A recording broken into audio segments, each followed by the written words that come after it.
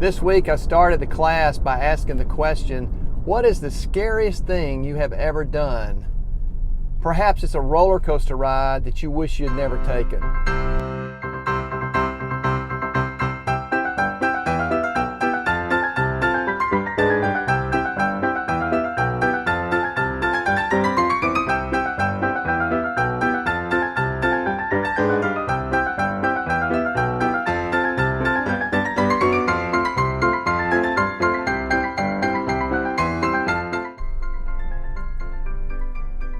Perhaps it's a bungee jump or a zip line ride, or maybe even swimming with sharks or parachuting from a perfectly good airplane. All of these things require a step of commitment that once it's been taken, it can't be reversed. Taking that first step to become completely committed to God's will and purpose for your life is probably the scariest step you'll ever take in your life. Last week we completed the third part of our four-part series on discipleship. The title of the lesson was, I Am a Disciple. I think the question we really need to ask ourselves is, am I a disciple? Don't be confused with the idea that you can be a Christian and not be a disciple. You're either a disciple of Christ or you're not. The term Christian is only used 3 times in the Bible. It was used by those who looked at Christ's followers with disgust. It wasn't until years after Christ's ascension that the term Christian was used in a positive context. On the other hand, the term disciple is used 269 times in the New Testament. In John 15, 7 through 13, Jesus outlines the 5 marks of a disciple.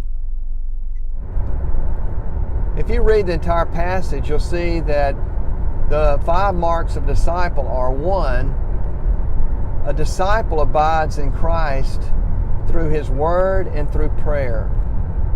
Number 2, a disciple abides in Christ by bearing much fruit. Number 3, a disciple abides in Christ by obeying His commandments. Number 4, a disciple abides in Christ by being filled with much joy. And number 5, a disciple loves as Christ loved.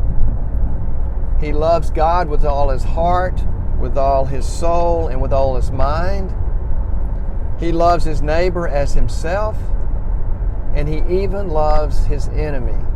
We are living in a very unique time in history when believers are being pressured by the culture to believe the modern secular narrative that is causing them to be uncertain about what is ultimately true.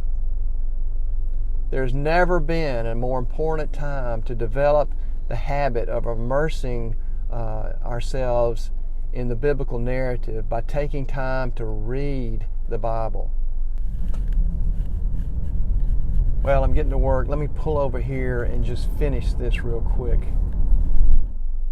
If you're going to believe in Jesus, you're going to have to actively and consciously cultivate that belief.